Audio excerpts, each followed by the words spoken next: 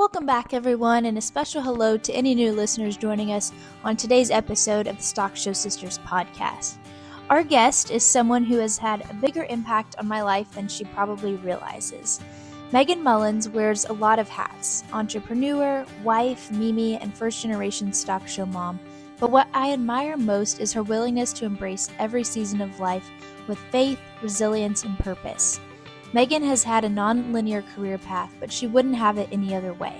In today's conversation, we're talking about personal sacrifices in the interest of family goals, intentionality in dating and marriage, the stigma around network marketing, and so many more of the valuable lessons she's learned along the way that every woman, regardless of age or stage of life, can benefit from hearing.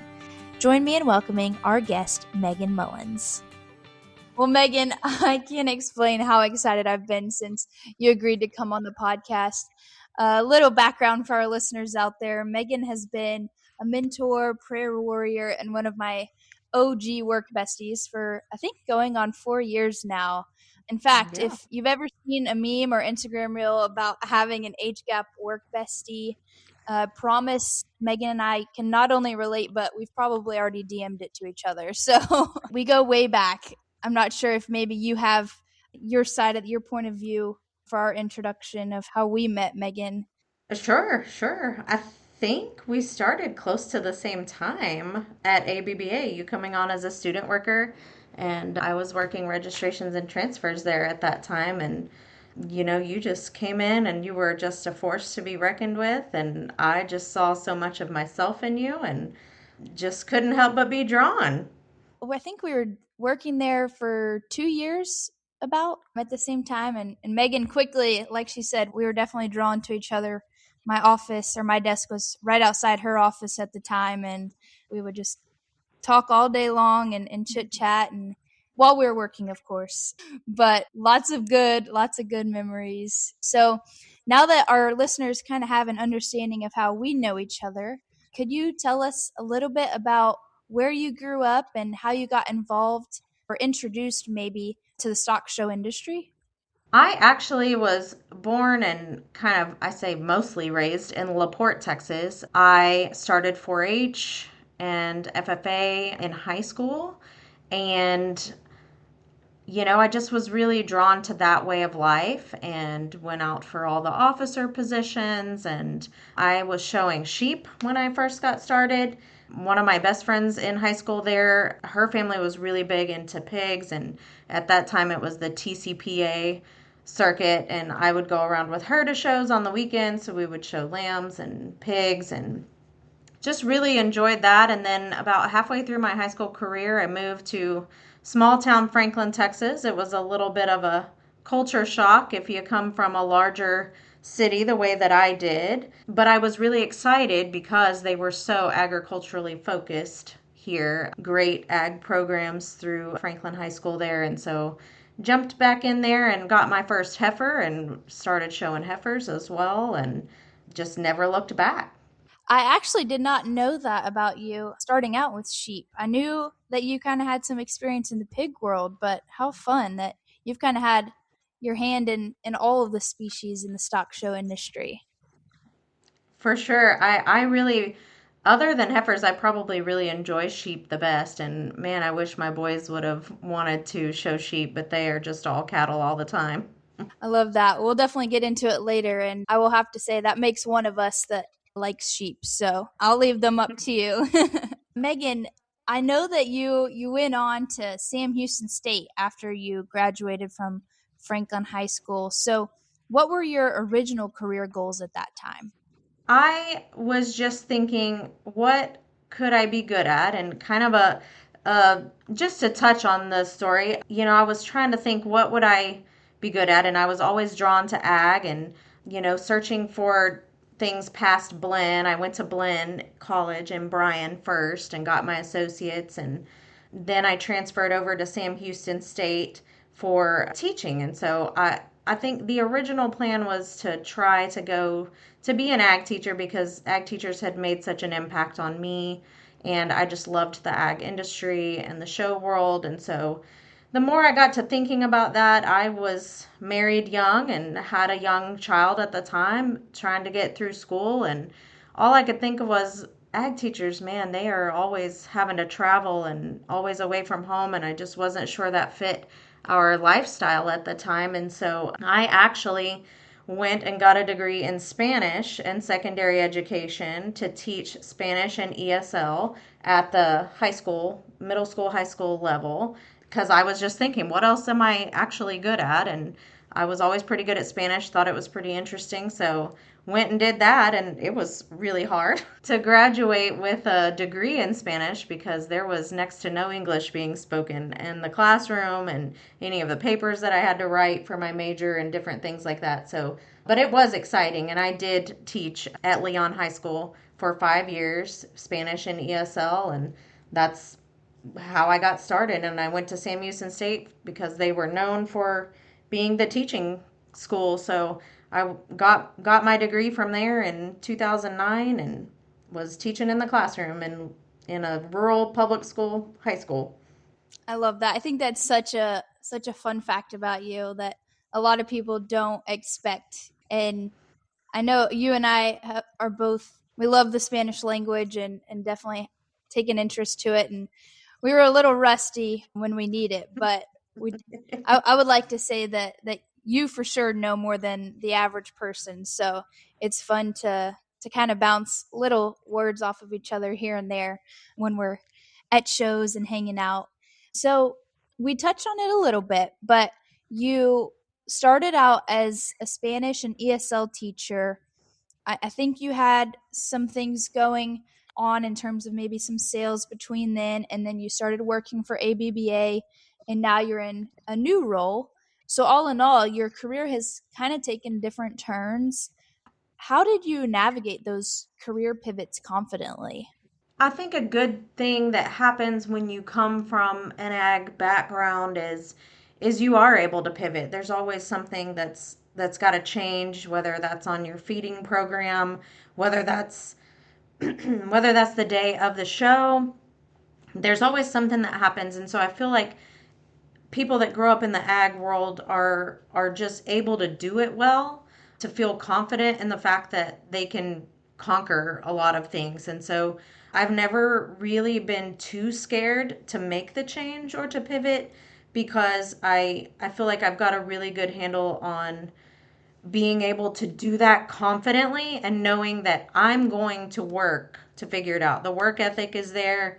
I may not know everything right at the start, but I'm going to figure it out. I'm going to get with who knows. I'm going to, read all I need to know. I'm going to take the trainings that I need and just be able to then become, an expert in whatever it is I'm pivoting to. And so I've just always seen that in myself, and I do think that comes from a lot of being raised in the 4-H and FFA world because you're just taught to work hard and have that confidence. And so I've never really been looking back, I've never had that instance where I felt too afraid to actually move, like, oh well, I can't do that because I've never done it before and I don't know how. It's been, I don't know how, but this is an opportunity presenting itself and I'm going to figure it out.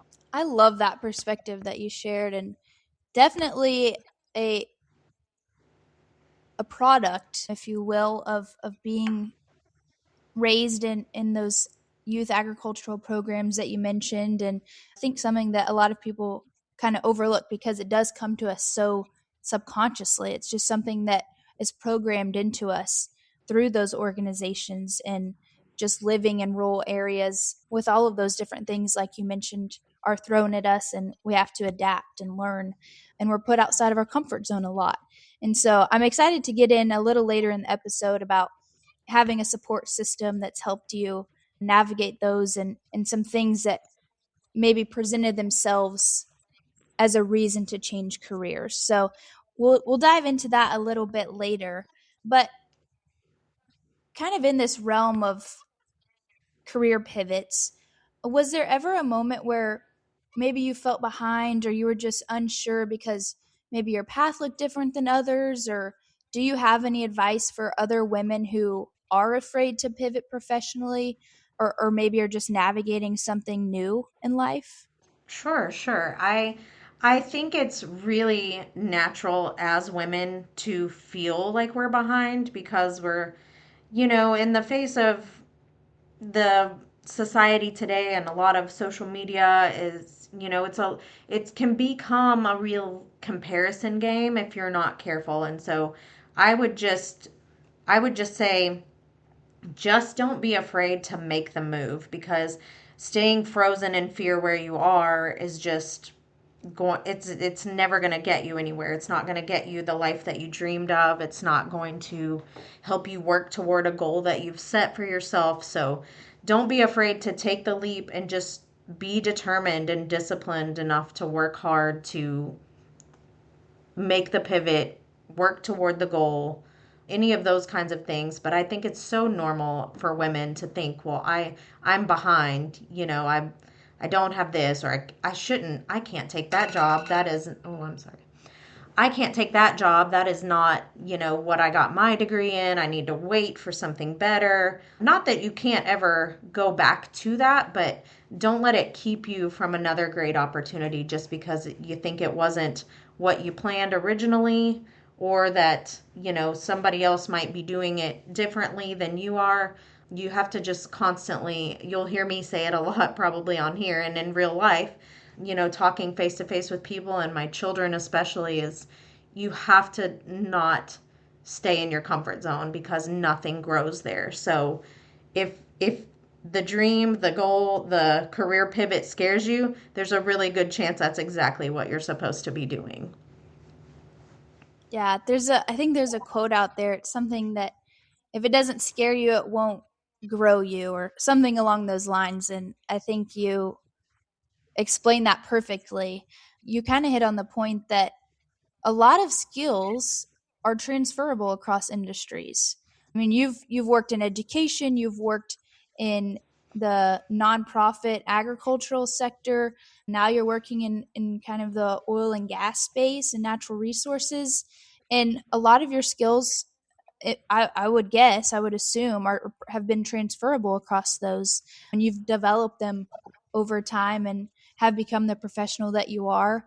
And I think it's also really interesting. And one of my favorite parts about having guests on this podcast is seeing how common it is for people to have nonlinear career paths. I think in our heads, we, like you said, there's all these picture perfect careers that people have, but most of the time, those picture perfect ones are not what's common.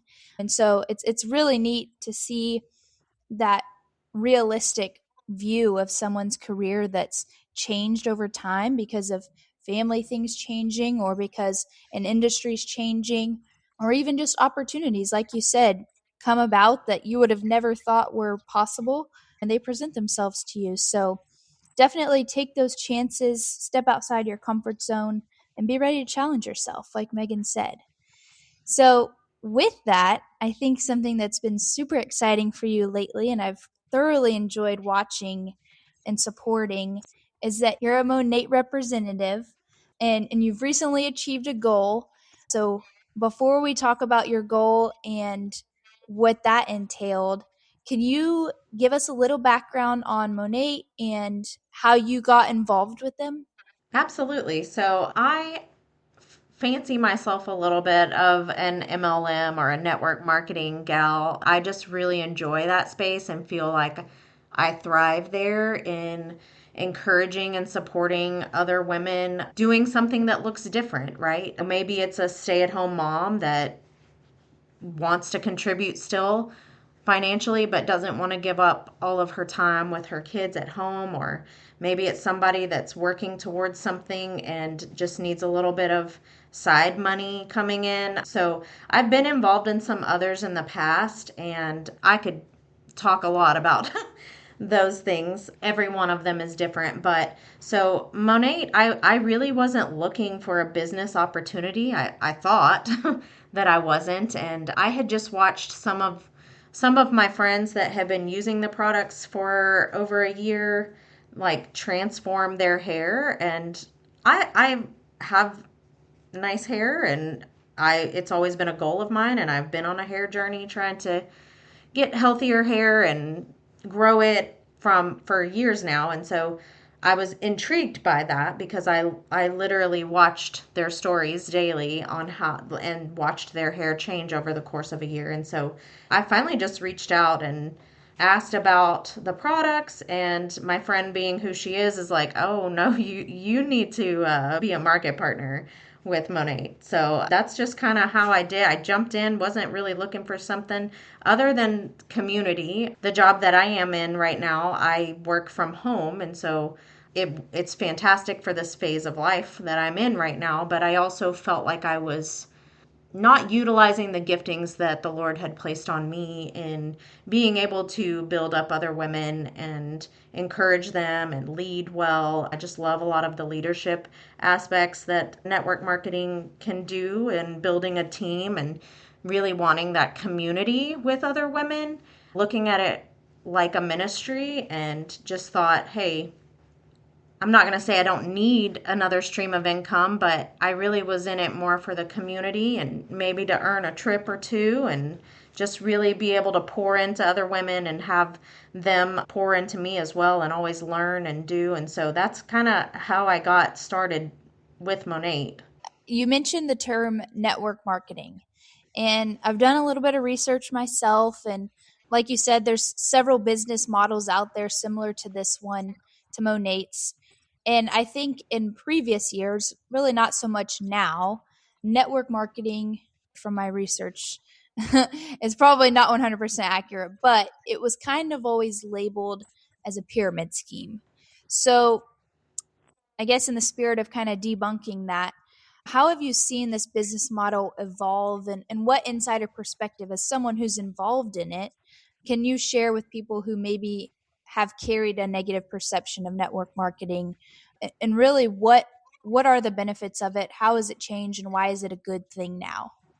I love that you asked this question because, as someone who's been involved in a few different companies, stretching across all different aspects, it really does get a bad rap. And part of that is, like with anything else, right? There's going to be people that are maybe not doing it as ethically as they could, or are just really pushing a little harder than they should, and kind of giving it that negative stereotype. But it does get labeled as a pyramid scheme. And I think most of that comes from people are really just uneducated to begin with on what a pyramid scheme actually is. And I think educating yourself on the difference between the two helps you understand and be able to push past some of that negativity that surrounds this industry. So, it's one of the first things that I kind of train my team on. I actually led a call last month for our larger team, kind of explaining the difference between the two. And we could get off into that in the weeds pretty quickly, but the main thing that I'll tell people to look for is a pyramid scheme. There's no actual products being sold. So I would be wary of somebody that's trying to get you to join something when there's nothing really to show for that. No actual products being sold. So Monat actually stands for modern nature, and it's the number one premium hair care and skincare brand in the direct sales market. So they started with hair, they've ventured off into skincare as well. I can nerd out on a lot of that because I think the science behind it all is really, really fun. But basically, clean, non-toxic products for your hair and skin that are formulated to European standards versus United States. And so there's actual products being sold here. They are fantastic. And, we just really want to look at those differences. If somebody's approaching you about something, you're going to want to ask for the actual products that are being sold here. That was super helpful, Megan. I really appreciate you walking us through what separates successful and authentic social marketing from kind of that negative stereotype like we had talked about. So you talked about the joining Monat for the community. And I've been fortunate enough to kind of follow your journey and see your recap of your recent conference. So can you maybe tell us a little bit about your experience in Miami, not to spoil it for you, but for our listeners, but it looked amazing, beautiful beaches. So, can you tell our listeners a little bit about what you had to accomplish to go to that conference and what you got out of it? Absolutely. So it was a larger team retreat there that you had to earn. And I joined in mid February, I joined Monat, and it had already been going on. Like the earning period had already been going on since January. So I felt behind, but I also felt a tug like I really want to try to earn this. I know from a business standpoint, getting to go and earn a retreat like that and being around the leadership, and it was a big goal of mine to do that because I know that can be really business changing as far as the goals that I've set for myself moving forward in this company. And I did earn it. It was a lot of consistency, so you had to move through the different ranks of the compensation plan and just perform with a lot of consistency, which comes with a lot of customer service, which I love. I mean, from anything and everything from teaching Spanish in the classroom in high school to DNA coordinator for Brahmins. Like, I just really enjoy working with people and helping them feel seen and valued and build them up. And so I did earn the trip with a few days to spare in the earning period, and I could not have been more excited to go. It was in Miami. A lot of people from the team actually went, even though they didn't earn it, but there was special perks for earning it. Like, we stayed in a house with all of the leaders. We got to actually go to home office headquarters there in Miami and take a tour of the office, but also the warehouse where they package up all the products and get them sent out. And it was just such a sweet time getting to know these ladies that some of them I'd never heard of before. I surely hadn't met a lot of them, which can be intimidating in and of itself. But again, we got to just get out of our comfort zone and go to the airport and fly on the plane, even though I'm just, a regular stock show mom. If it's not a stock show, I usually don't go. So that was different, and just really enjoyed getting to see Miami. It was such a vibe there, and the beaches were beautiful, and just enjoy meeting women that I've really just seen on Zoom meetings weekly or, talk to on the phone here and there. So actually getting to connect with them face to face was super exciting. And I just think there's so much to be said for earning a trip like that for your business moving forward, like I said, because proximity is powerful, right? Like, it's great to have social media and have all of the technology that we have today that brings us together, but still there's not a lot that can replace that face-to-face proximity. And so there was just so much gleaned from that weekend, and I will just continue to be thankful and grateful and in awe of everything that happened, and just the sweet time that I had in that space where I was craving and wanting community. And that's exactly what it was, in the sweetest way it ever could have been orchestrated. So just so exciting. Congratulations again, of course, for earning that trip or that retreat. But man, what a testament it is to seeking community and not only finding it but leading it. I remember watching one of your recap videos where you kind of went into some more detail about your experience in Miami. And one of my favorite parts was you talking about the fact that you're not really a hugger, but as soon as you saw some of those ladies that you had been working with via social media and Zoom, you couldn't stop hugging everyone. And I kind of chuckled to myself because I do know you pretty well and know that you and I are alike in the fact that we're not super touchy people, but it is so true that it's a wonderful thing we have social media and can connect virtually with people. But like you said, there is just nothing that can compare to in-person interactions. And so really just seeking those out, and even though we've gone through the whole COVID thing and it's a lot easier now, a lot more normal for people to do everything virtually, let this be your sign to our listeners that if you have the chance to do something in person, it is that much more valuable to do it that way. Definitely. I could not agree more. I also, Megan, wanted to, we'll share your social media handles later, but we'll move into our next topic. But before we do that, for any of our listeners that are interested in any of the Monat products or even just learning more about network marketing, definitely follow Megan on social media. She does an amazing job of pushing out not pushing out, sorry, posting regular content that's super educational.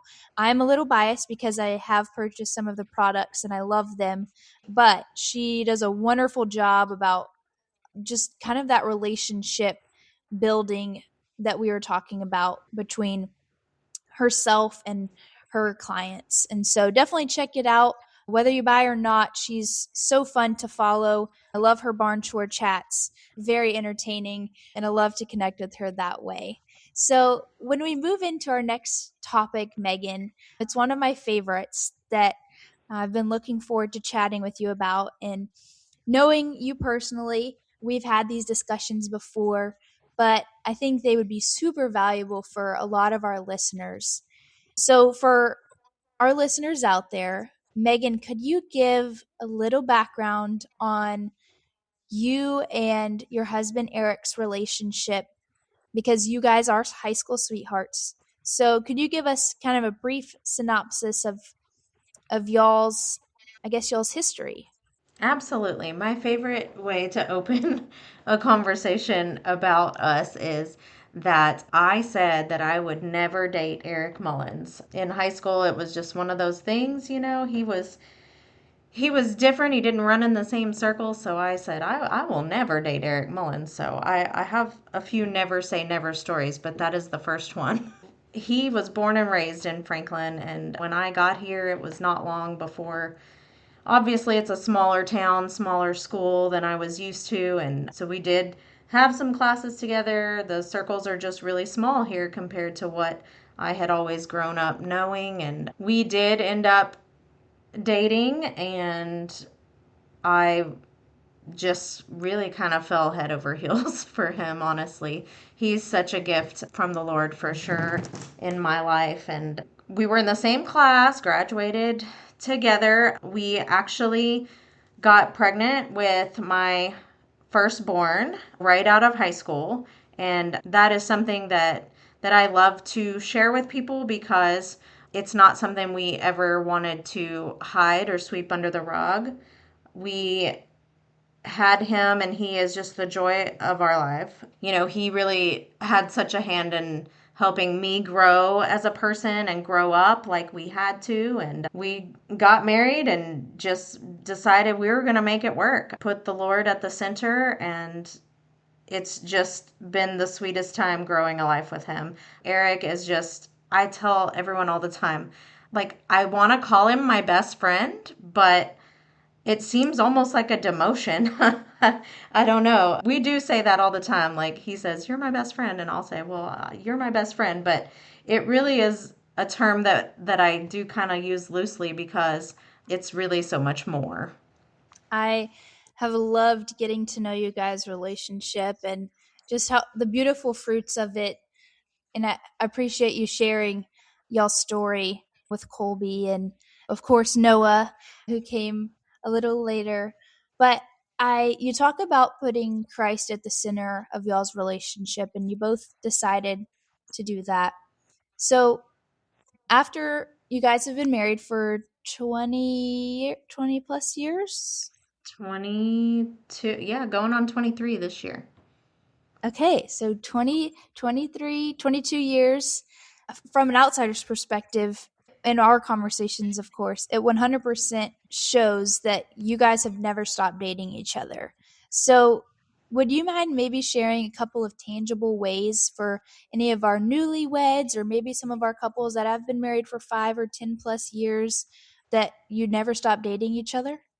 It's always been really important to us, even in those early years when he was working and I was going to school and Colby was in daycare, when he wasn't with me. And so I think it takes you really having intentionality around never running out of things to do. Like, get creative. There were so many times, when in those early years where we really didn't have the money to go out on a date, but it would look like putting Colby to bed early and lighting a couple candles and eating whatever we had on hand. Just really making that time intentionally, because I hate when people say, well, I've got to find the time to do XYZ no matter what it is. Because if you look at it that way, you're never going to find the time. So, really being intentional in making the time.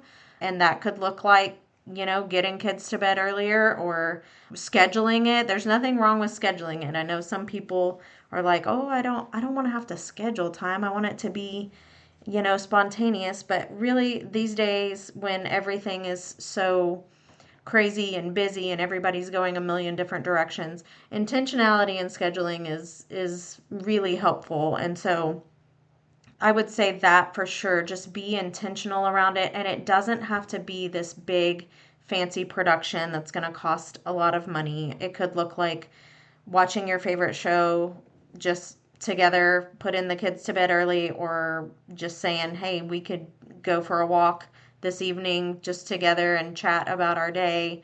Just really being intentional and craving that time with him and he with me. And so I would also say just really it's been really beneficial for us to know each other's love language really well.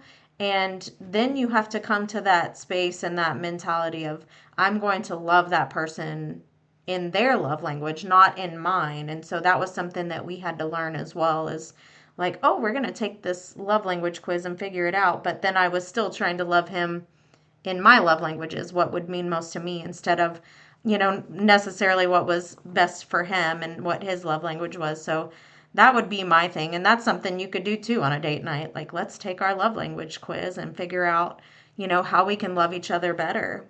That's awesome. I think the biggest takeaway from that, like you said, is an intentionality. And I will never forget during one of our mini conversations, you had kind of made just a brief comment, but it's honestly stuck with me since then. Is that Eric insists on you guys having coffee together in the morning and starting your day together. I believe, in addition to that, you guys are also maybe reading, doing some sort of Bible study slash praying together in the morning over coffee. And so I have, that's just really stuck with me. And I love that and definitely want to take that into hopefully my future marriage. And I also thought about the fact that I recently learned my parents, my dad and my stepmom, actually have a date calendar. So if that's your jam, it will probably be mine because I'm very type A. Definitely aligns with what Megan was saying, about intentionality and scheduling time. So find the time. I think the way you spend your time shows your priorities. So make your marriage a priority for sure. Absolutely. It can look different in different seasons. Like, maybe mornings aren't for you, and, just really trying to find what works for you guys and your schedule, but just being intentional. And that was something that we had an older couple at our church say, like, we have coffee together every morning and we've never regretted it. And so that was just something we were like, hey, we can implement that because it's simple. We're already up and we're already having coffee anyway, and that's our time to chat and spend time together and really connect before the day gets started. And it does vary on what's going on. Like, sometimes we'll just sit quietly. Most of the time we're reading through some scripture, and then yeah, just implementing. That's been our thing this year, is really trying to get better at praying together out loud over each other each morning. And so it can look different in different seasons. Don't think it has to look like somebody else's. Just be intentional and know what works, and be willing to change it up too sometimes. Wonderful advice. I think that's so great and so tangible that anyone can truly implement and modify to what fits their marriage and their schedule. So if we backtrack a little bit, you've now been married for a while. You know what characteristics make Eric such an amazing husband. So, what characteristics should single women look for in a boyfriend slash potential husband?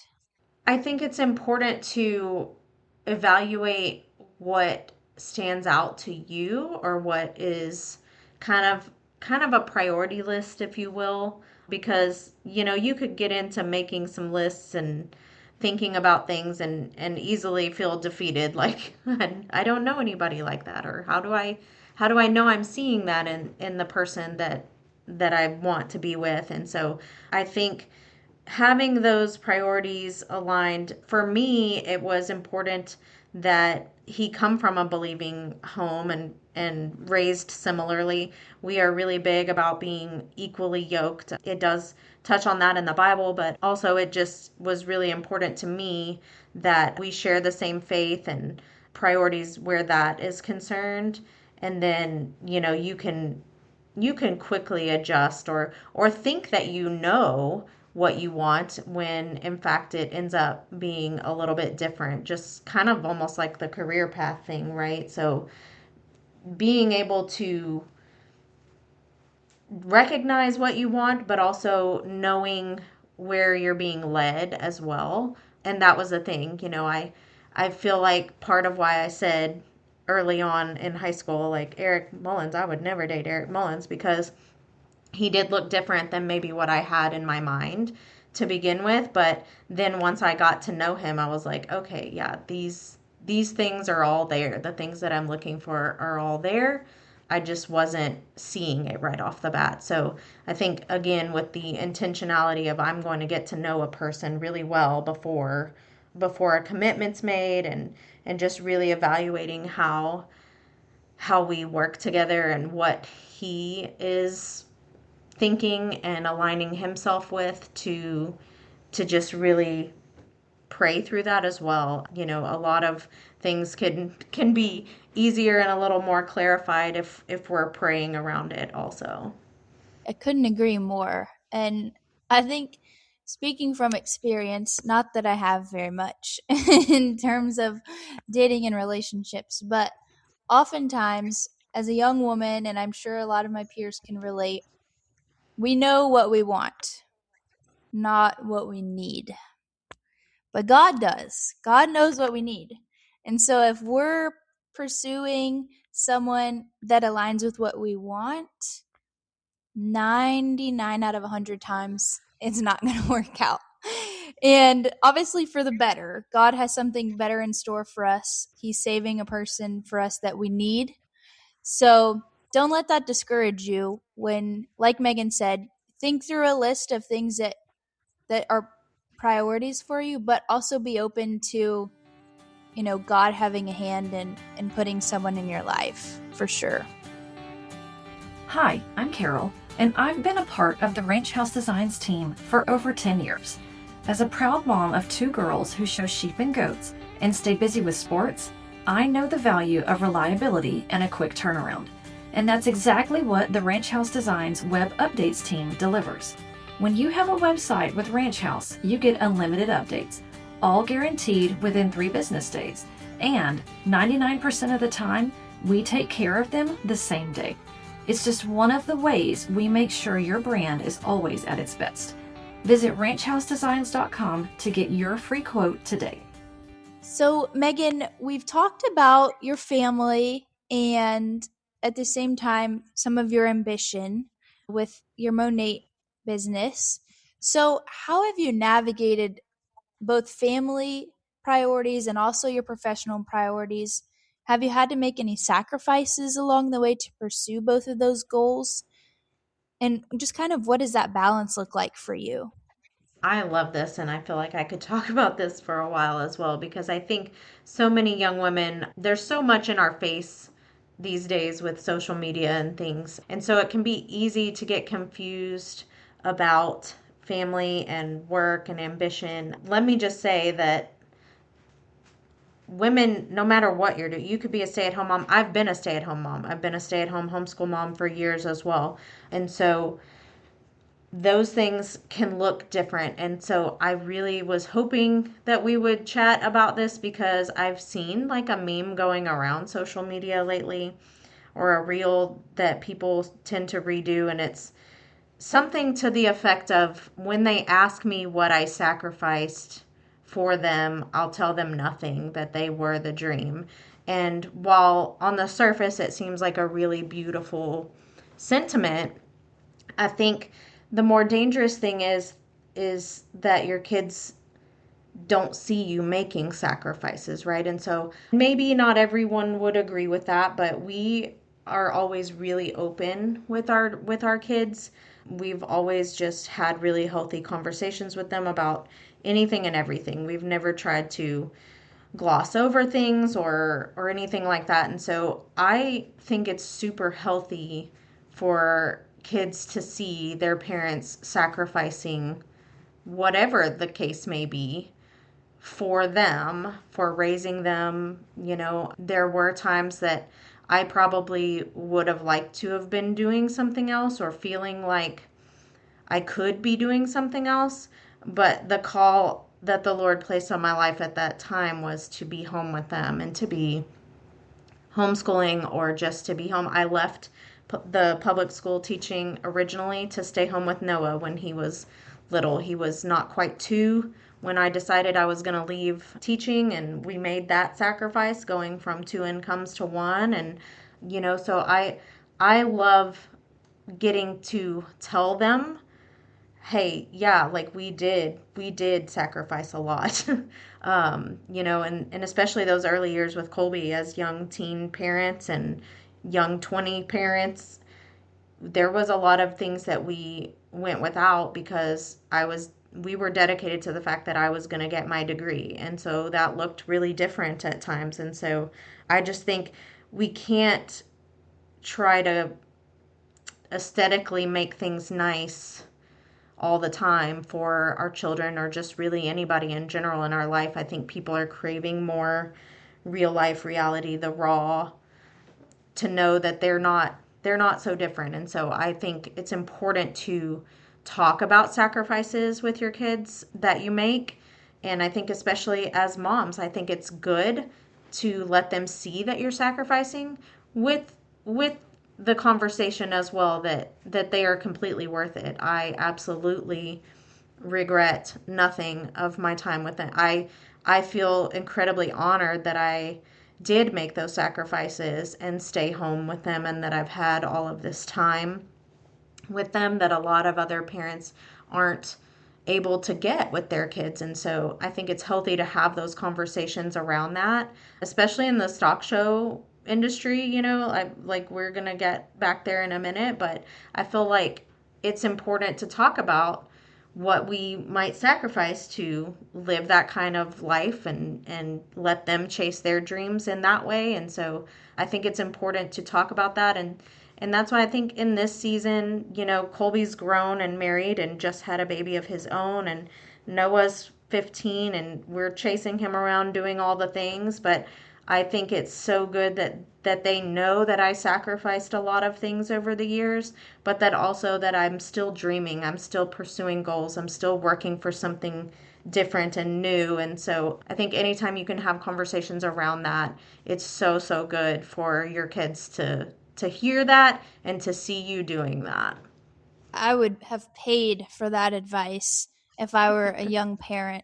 I think that is so, so insightful. And like you said, there's a lot of people that don't have those conversations with their kids. And having been in college and surrounded by friends and peers that were not having those conversations with their parents, similar to you had with your kids, that I was lucky enough, my parents were very transparent and realistic with my brother and my sister and I about those sacrifices that they had to make. But at the same time, they are still pursuing goals that they've set with their spouse in terms of our family businesses, or like you said, yeah, it's definitely very telling who's had those conversations and who hasn't.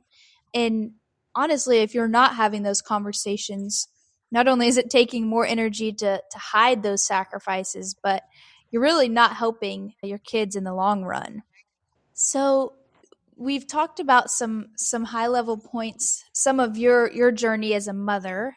Are there any other lessons that having been Colby and Noah's mom and now being Selah's Mimi has taught you? Oh man, there's so much I could pull out of it other than the fact that you're always going to be feeling like you're not doing it right. I think again there's so much in our faces now, and young moms are just inundated with information about do it this way or do it that way. And I know for sure counseling Colby and his wife Caitlin now, it's like you're going to be hit with you got to do it like this and you have to do it this way. And really and truly, you just have to figure out what works for you and your family, and that there are different seasons, and you're always going to feel like you're doing it wrong and you're messing up. But man, is the Lord going to be so faithful to show you little glimpses here and there, whether it's something your kids say or something your kids' teachers will tell you. There's going to be little nuggets that he gives you along the way to let you know, like, you're not doing it wrong. You're not behind. You're not a screw up. A lot of parents just really feel like, oh my gosh, I just screwed that up. But nothing's going to be perfect. But man, they're going to still love you and get so much out of it. And he's going to be faithful in showing you those things. As far as getting to be a grandparent now, I love to tell people, you hear people tell you your whole life, oh, just wait till you're a grandparent. It's just the best. And it really, until you experience it, you have no idea. It is just next level amazing. And the fact that I'm a boy mom, all I had was boys, and now we have this little girl, and we just go crazy. Eric and I both just go crazy on, we have to dial it down on what we're going to get her and what we're going to do, and all the we got to start making breeding decisions now for this might be Selah's line that she's going to be showing one day, just different things like that. But you're never going to feel like you're doing everything exactly right, but you got to remember that the Lord blessed you with those kids and not anybody else, and that was for a reason as well. Oh, I love that. And Selah, for everyone that hasn't seen a picture of Selah, she is the cutest little thing. I can't wait to see the young lady that she grows up to be, and she has wonderful role models in her life. And super excited, like you mentioned, for her to start showing. So that will be another generation of the Mullins family. I'm assuming showing the Beefmaster cattle. We would love that, but we're going to let her guide that as well. Yes, let that another one of those grandparent attitudes. Whatever she wants, right? Whatever she wants. That's right.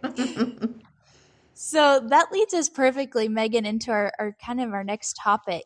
So you and Eric and Colby and Noah, from my understanding, you guys didn't come from or inherit a long livestock legacy.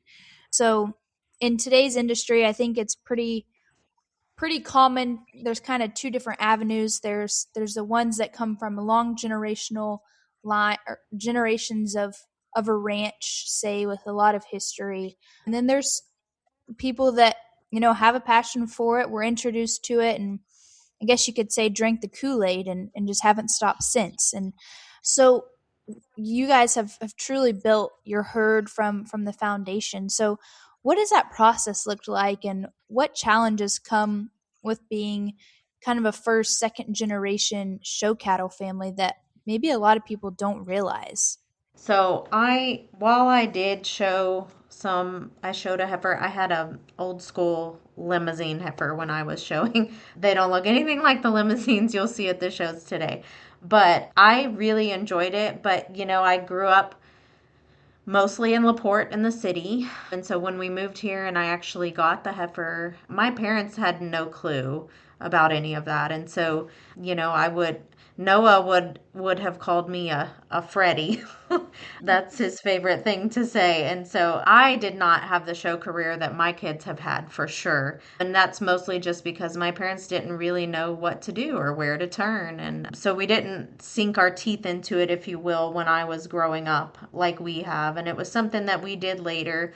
Colby, I think he was about seventh grade when he mentioned, really that he would like to show cattle. And at that time, funds were kind of tight, and I was like, hey, what you need to do first is make sure that you know what you're doing, and you need to learn all that you can learn before we jump off into that deep end. And so I made him actually start with beef skillathon and just learning all the things that beef skillathon can teach a kid, which is pretty much anything and everything about beef cattle.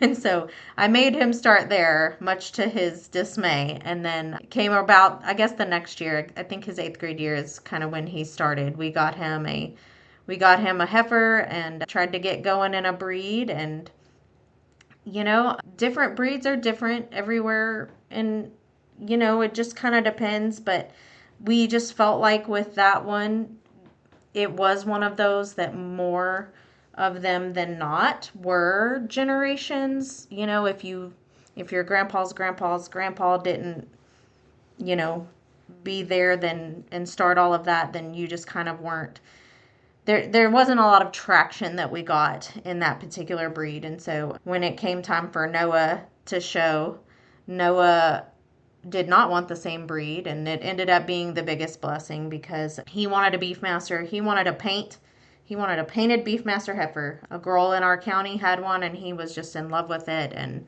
anyway, we jumped off into Beefmasters. We've yet to have a paint, much to his dismay. Of course, he's such a good evaluator of livestock these days. I think he's let go of the paint idea, but the Beefmasters was just the best fit for us. It just felt like a big family, and we were able to really get going in there. Colby switched pretty quickly after Noah got his Beefmaster heifer, and so Colby came along and got his and ended up being a director for the JBBA, and just gleaned all kinds of knowledge from being involved in that. But it looks really difficult for you to build something from the foundation up, because we didn't have the knowledge base that a lot of people did. And so I think what you have to do is pick a breed that feels like home, and quickly align yourselves with people that have what you're looking for. And for me, growing up showing sheep, and my friend showing the pigs, like, she was so competitive, I knew, like, I'm going to align myself with people that are kind of at the top of their game.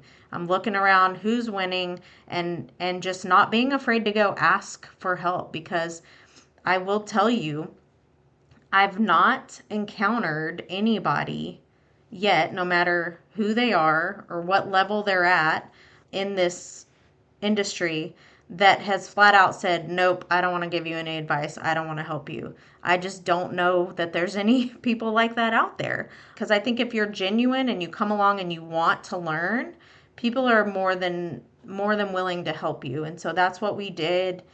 I was like, if this is what we want to do, it costs just as much to feed a bad one as a good one. So we're going to try to invest in the right genetics right off the bat. And if we're going to do it, we're going to do it to win. And that's the mentality that we had around it, being really picky about the genetics that we were starting with. And we just had the best time with the breeder that we got started with, Gilmore Ranch.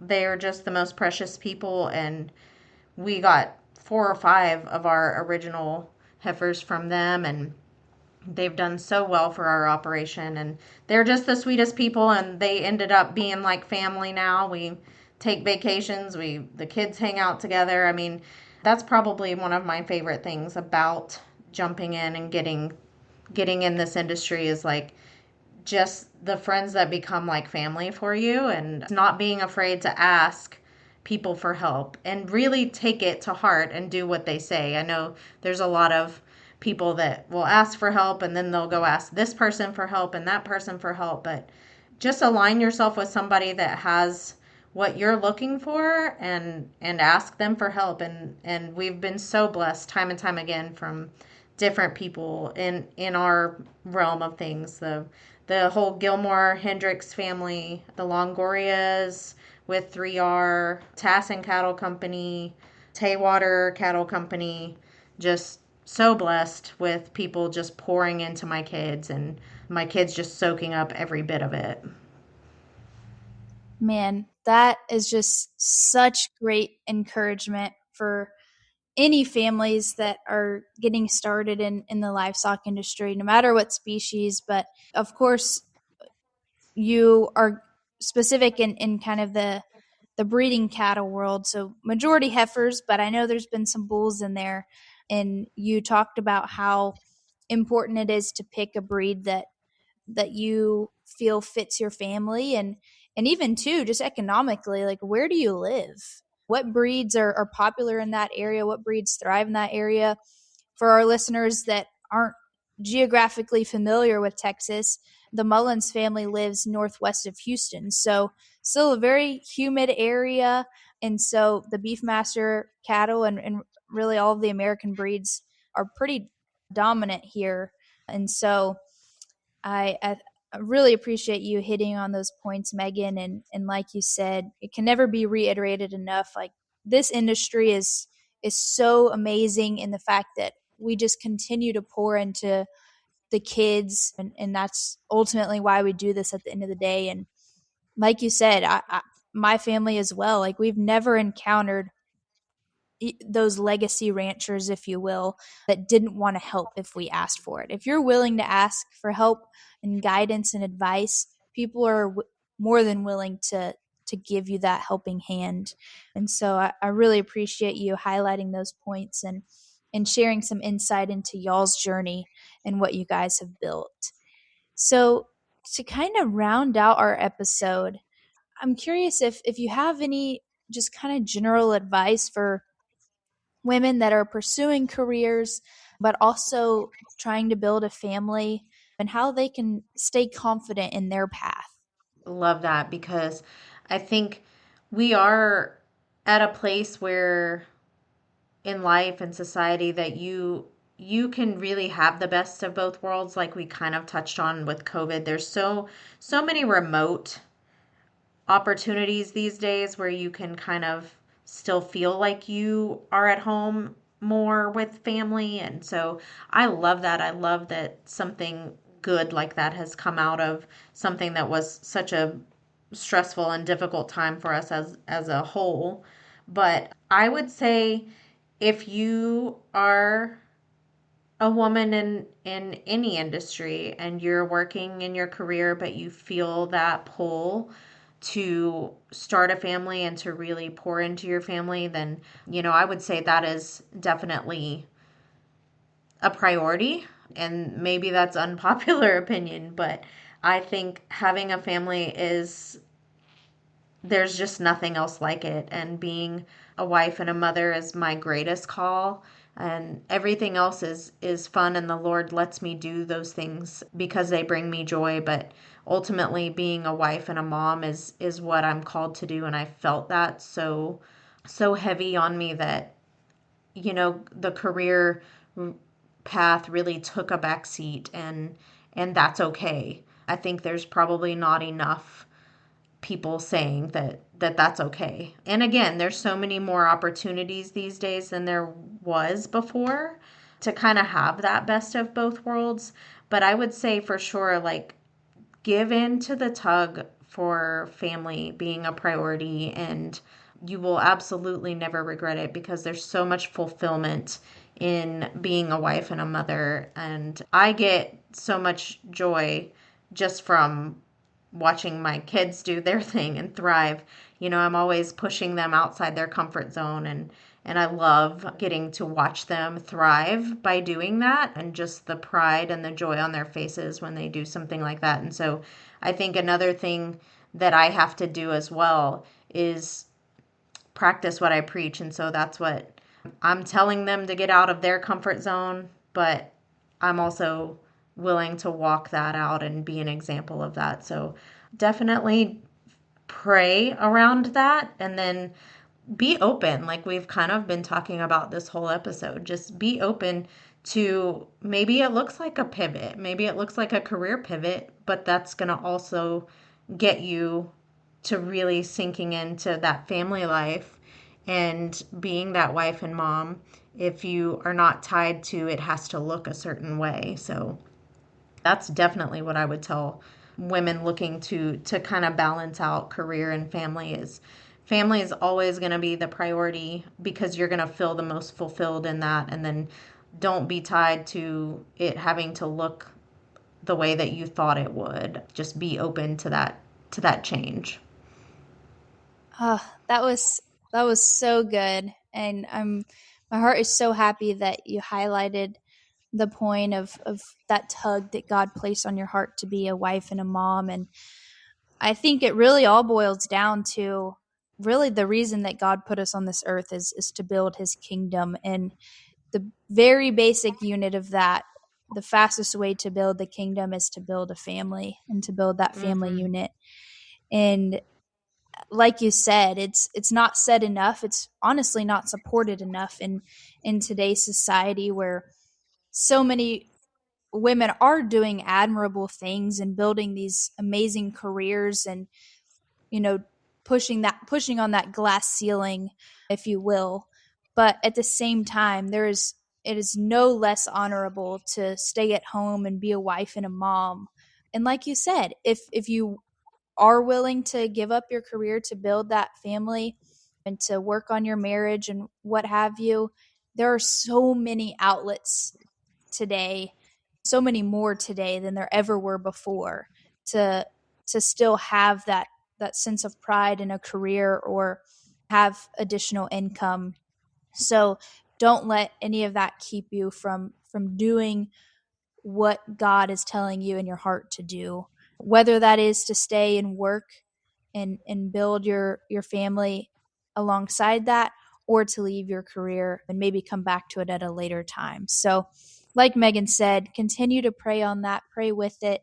If you ever have questions about a career pivot or anything like that, I know that Megan is more than willing to be a resource at the least, and we're both willing to pray for anyone that's going through a transitionary period like that. So, Megan, before we wrap up the episode with some fun rapid fire questions, is there anything else that you wanted to share with our listeners? I just think this has been the sweetest conversation. I love talking about all things faith and family, and the livestock industry definitely has my heart. I wouldn't be raising kids in it if I didn't believe in it wholeheartedly. My son that's still at home is eaten up with it, and it's what we do. We're all livestock.